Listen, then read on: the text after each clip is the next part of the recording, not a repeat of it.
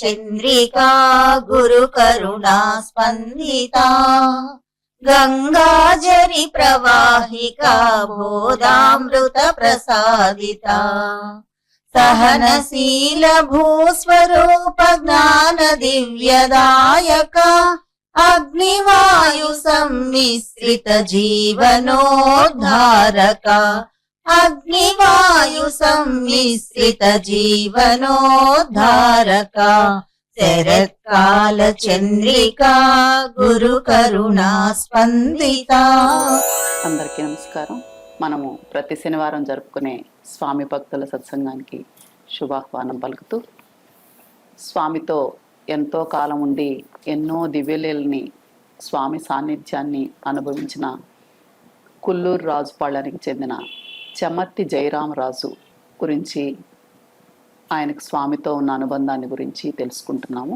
సోదరులారా, శనివారం నాటి సత్సంగానికి, స్వామి భక్తుల సత్సంగానికి స్వాగతం. ఈరోజు మన వాళ్ళు జయరామరాజు అనే భక్తుడి గురించి చెబుతున్నారు. ఆయన గురించి ఆయన కుటుంబ సభ్యులు, ఆ తరువాతి తరాల వాళ్ళు, వీళ్ళందరూ ఏం చెప్పారో అది నాటి మన ప్రస్తుతాంశం. ఆయన విషయంలో స్వామి ఏమాత్రం ఆయనతో భేదం లేకుండా ఉండేవారు. ఆయన అది వెంకటేశ్వరలో చాలా గొప్పతనం.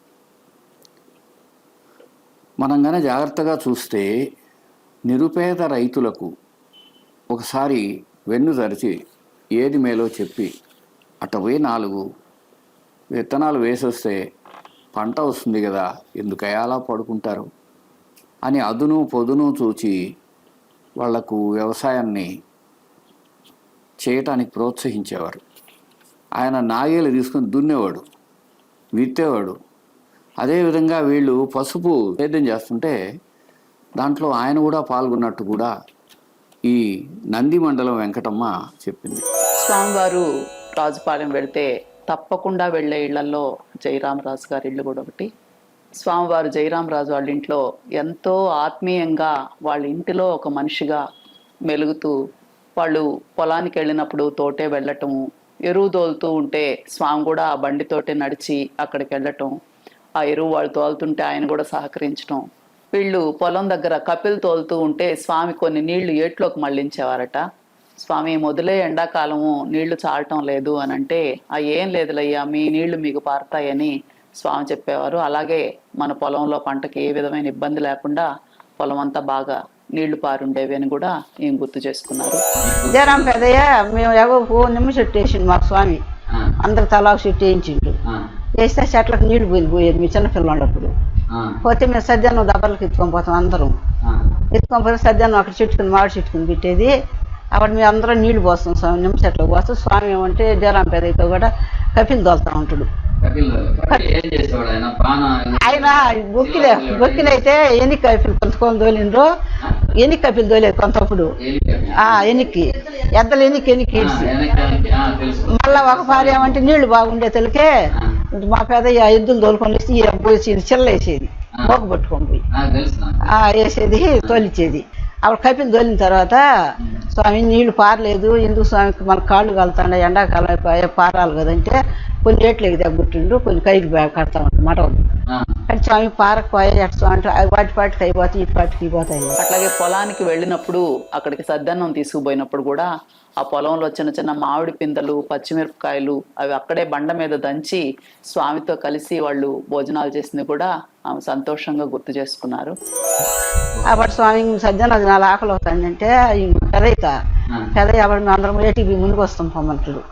ఏట్లు పోయిన తర్వాత మేము పిల్లకాయలు 5-6 మంది పిల్లలు, చిన్న బిడ్డలు అంత ఆడపిల్లకాయలు పోయి అదేమంటే తాటాకు మట్టలు రాయలు ఉంటాయి స్వామి, తాచి మట్టలతో కూడా అవన్నీ కోయమంటాడు స్వామి నీళ్ళ మీద. ఆడ నీళ్ళ మీద వేస్తే అన్ని కోవ ఆడవాడు మంట వేసుకునేది. ఆయన పోయాటం నీళ్ళ మీద 14 చేసుకుని అయితే నిండా ఉండవు, పలసగా ఉంటాయి నీళ్ళు పాయి 14 చేసుకుని కూర్చుంటాడు.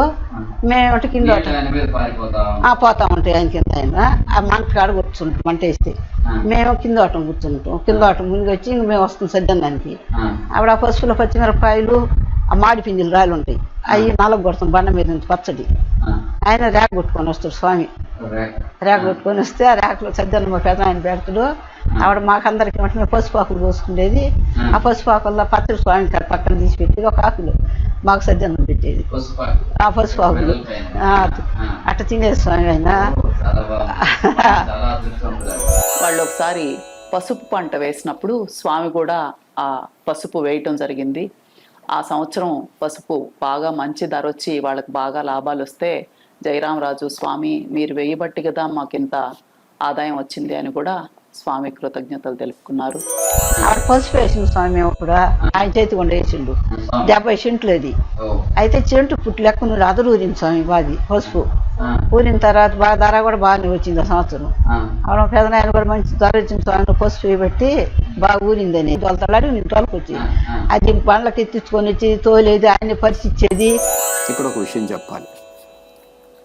నెల్లూరు జిల్లాలో ఒక్కొక్క ప్రాంతంలో ప్రతి 40 కిలోమీటర్ల అటు ఇటు భాషలో ఒక కొంత ప్రత్యేకత ఉంటుంది. అది నెల్లూరులాగే కాదు, మన మొత్తం భారతదేశంలో కూడా ఉండవచ్చు. మనం ఒక చోటు నుంచి ఒక 50 కిలోమీటర్లు దాటి వచ్చేప్పటికీ భాష తేడా ఉంటుంది. అది ఒకటే భాష అయినా, తెలుగు భాష అయినా సూళూరుపేట దాకా ఒక రకమైన భాష ఉంటుంది. ఆ తరువాత వచ్చి తమిళం ప్రభావం ఉంటుంది. అక్కడి నుంచి ఇట్లా వచ్చేటప్పటికి ఒక్కొక్క దగ్గర ఒక్కొక్క, దాని ఏమంటారంటే ఇంగ్లీష్లో అయితే స్లాంగ్ అంటారు. ఉచ్చారణో లేకపోతే విధానమో ఇలాంటివన్నీ ఉంటాయి. నెల్లూరు నుంచి మళ్ళీ కొంచెం కావలి, ఆ తర్వాత ఇంకొంచెం దూరం పోయి ఒంగోలు పోయేటప్పటికి ఇంకో రకమైన భాష ఉంటుంది. అట్లాగే ఇటు పడమటి వైపున కొంత దూరం పోయిన తర్వాత ఆ భాషలో ప్రత్యేకత ఉంటుంది. ఎక్కడికక్కడ ఒక ప్రత్యేకమైన భాష ఉంటుంది. అన్నిటికంటే విచిత్రమైంది కుల్లూరు రాజుపాలెం అనేది వెంకయ్య స్వామి చరిత్రలో ఒక ప్రశస్తమైన ఊళ్ళలో అదొకటి. అది కాకుండా విద్య వల్ల సమాజం బాగుపడుతుంది అని అక్కడి వాళ్ళు ప్రపంచాన్ని చూసి నేర్చుకుని నెల్లూరు జిల్లాలో నెల్లూరు విఆర్ హై స్కూల్ తర్వాత అటువంటి గొప్ప స్కూల్ 1200 మంది విద్యార్థులను కలిగిన స్కూల్ అది. తమాషా ఏంటంటే అంత కొన్ని రోజుల ముందు వెంకయ్యస్వామి ఒక ప్రమాణపత్రం రాయించాడు, కుల్లూరుకు విద్యనిచ్చాను, భగవంతుడు విద్యనిచ్చాడని. అంటే అర్థమైంది, భగవత్ సంకల్పమే అక్కడ నెరవేరిందని. అదేవిధంగా ఈ వీళ్ళందరూ చెప్పే మాటలన్నిట్లోనూ ఆ భాష ఉంటుంది.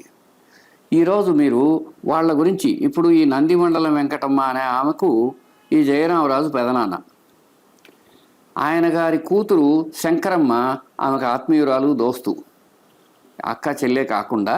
కాబట్టి ఎన్నో రకాల విషయాలు అతి మామూలు భాషలో వాళ్ళు దాని వెనక ఉండే ఉత్తమత్వాన్ని ఏం గుర్తించరు.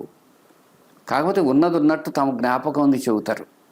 స్వామి చాలా సహజంగా ఎలా ప్రవర్తించేవారు, ఆయన ప్రతిదీ వాళ్ళు చాలా సరళంగా సహజంగా ఏమాత్రం భేషజం లేకుండా చెప్పటం గొప్ప విషయం. అందుకని వాళ్ళ భాషలో ఉండే అందాన్ని, ఆ సొంపును, నెల్లూరు జిల్లాలో ఉండే సొబగును దీన్ని గుర్తించవచ్చు. మళ్ళీ ఏమంటే మాకు పెదయ్య కట్టలో మళ్ళీ ఇరుగు దొరకము, దునపోతల బండి. ఆ బండికి మా పెదయ్య కూలి మనిషి ఇరుగు పోస్తే, వద్దు స్వామి నువ్వు ఇక్కడే ఉండమంటే స్వామితో అప్పటి పెద్ద ఆయనతో కూడా మాగంలేక ఎరువు లేదు తోలుకోకపోతే బండి మీద నడిచిపోయింది. స్వామి నువ్వు నగల్లో తోలు, నేను నడిపొస్తాను, ఇంకా వద్దులే జయరామరాజు, నేనే నడిచి వస్తాను, నడిచిపోయేది. అప్పుడు ఆ బండి గుమ్మరిచ్చిన తర్వాత ఆయన పెదవి తీసుకోపోతే ఎరువు దంతా, నేను తీస్తాను ఎరువు అంతా తీసేది. మళ్ళీ అప్పుడు దొల్లలో కూర్చొని వస్తే పట్టుకు వచ్చేది, బండి వచ్చేది, ఆ దొల్లలో కూర్చొని వచ్చేది. దొల్లలో కూర్చొని వచ్చేది. నా దూరం మాకు వెంకరెడ్డిపల్లి ఎంబడి చేను, అడికి ఎరువు తోలిచ్చేది.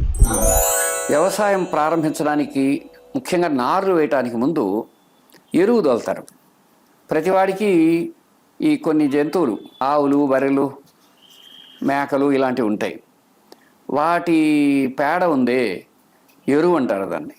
దాన్ని ఒక సంవత్సరం అంతా నిలవబెట్టి బళ్ళలో, ఎద్దుల బళ్ళలో, దొన్నపోతుల బళ్ళలో అక్కడ పొలానికి తోలుతారు. వాటిని ఎరువు తోలడం అంటారు. అక్కడ ఏం చేస్తారు, కొంతమంది వాటిని ఎరువు ఎత్తితే అక్కడ ఒక్క మనిషి వెళ్ళి వాటన్నిటిని కిందకు కువ్వలుగా తోసేసి ఆ తర్వాత ఆ కుప్పలనంతా చల్లుతారు. అది ఎరువు తోలడం అనే ఒక పని. ఆ విధంగా ఇక్కడ ఇంట్లోంచి బయలుదేరేటప్పుడు, అంటే ఎరువు పోయేటప్పుడు దాని నిండా ఉంటుంది కాబట్టి దానిపైన ఎక్కడం కష్టం. అందుకని ఆ జయరామరాజు అడిగేవట, స్వామి మీరు నొగల్లో కూర్చోండి, దాన్ని తోలండి, మేము వెనకొస్తాం అని. లేదయ్యా నేను వెనకొస్తాను, నువ్వు పోవయా అనేవారట. అంటే ఆయన ఎక్కడా భేషజమే లేదు. కూడా వెళ్ళి అక్కడ దాన్ని తోసేయటానికి కూడా, అంటే ఆ ఎరువును కిందకు తీసేయడానికి, జల్లలోంచి తీసేయటానికి కూడా స్వామి ఎప్పుడూ ప్రయత్నిస్తే వాళ్ళు కూడా ఉండి, అంటే ఆయన దేనికి ఇబ్బంది పడలేదు. ఆ పాట పెద్ద ఇంట్లో అందరం పిల్లలు అందరం కూర్చొని భజన చేస్తాం. ఇంట్లో అందరూ 10 మంది కూర్చొని ఆవిడ పెద్ద కోడి నాగుపాము వచ్చింది, పెద్ద పాము. ఆవిడ వీళ్ళందరూ స్వామి స్వామి పాము స్వామి లే స్వామి లే స్వామి అని వీళ్ళందరూ లేచి మేము అందరం బతికిము. ఆయన అట్నే బండ మీద కూర్చొని ఆయన తాంబూరం పండ్లు ఎత్తనేలే, ఆ పాము ఆయన పక్కనే వెళ్ళిపోయించాము. స్వామి కూర్చొని అలా ధ్యానస్థం ఉన్నాడు. ఆయన తంబూరు మీటుతూ ఉంటే కూడా అలాగే ఉండిపోయేవాళ్ళు. ఒక్కోసారి అయితే ఇలా ఆయన తంబూరం మీటుతూ మీటుతూ మీటుతూ సమాధిగతులయ్యేవారు. ఆ మధ్యలో ఆ తంబూర ఆ తంతులు ఉంటాయి, అవి కాస్త తెగిపోయేవి.